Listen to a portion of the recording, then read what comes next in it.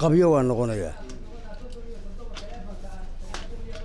bal iska daa in aan biyo nadiif ah wax ka fikirnay buurtaana naloo taagaya buurtaan magaalo u gudbi karta mari problemkaas waa jira laakiin waxaan rabaa wax horta intaan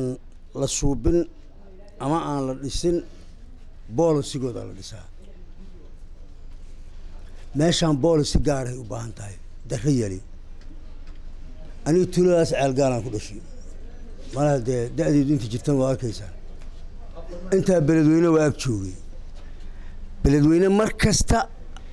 oo biyuhu yaraadaan shubanbiyadu waa kana waa xaadir mar kasta way ka baaxad weyn tahay habka loo cabirayo in hooyada la yidhaahdo naafaraha iska mayr waa wax fiican in la yidhaahdo sidaa yeel waa wax fiican in la wacyigeliyo wax fiican laakiin problemku jira waa ka weyn shardoo la helo biyo macaan beledweyne daacuun waa jiraano waxaan geenaynaa ceelasha biyaha laga cabo kulli waa ganacsi ceelka qoofiyo oo halkan ku yaala iyo masquuluhu intii isu jiraan baleega soo aan saaka israacnay aan soo eegno waad naxaysaan waxaan ku bedelana ma hayno waxaa kuu soo haray ka soo qaad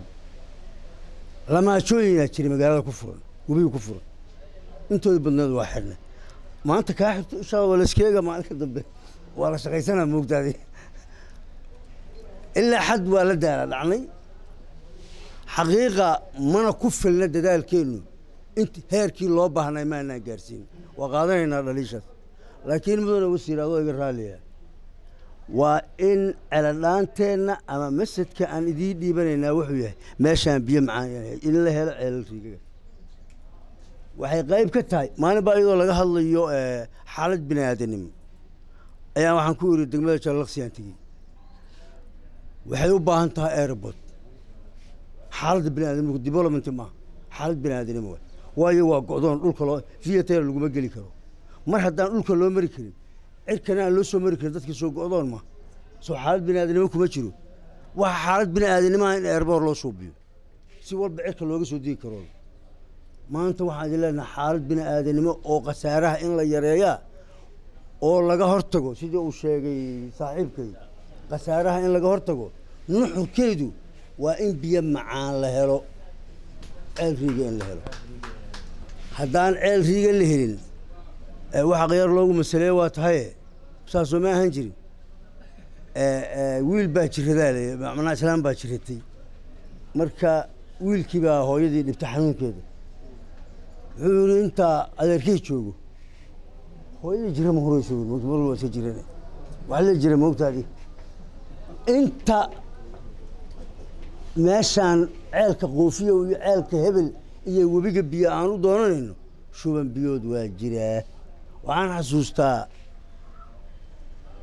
81 fatahaadii ugu waaweynaa dhacay Soomaaliya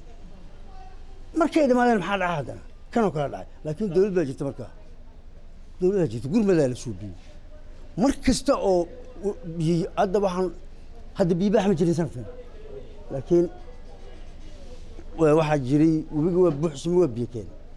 xoogaa markuu celiyey waa kan haddana qashinka waa la sii cabaya bal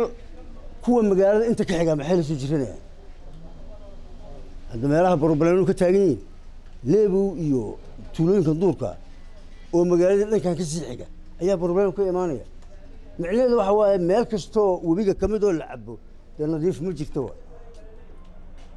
annaga marka idinkoo mahadsan waxaan idinka codsanaynaa mar labaad iyo mar saddexaad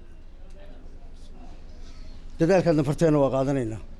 waa laba jibaaraynaa intay tabarteenna contributionkan waxbaan ka geysan doonaa laakiin fariinteennu waa inaad ceelal riigaga loo raadisaan aad u mahadsantihiin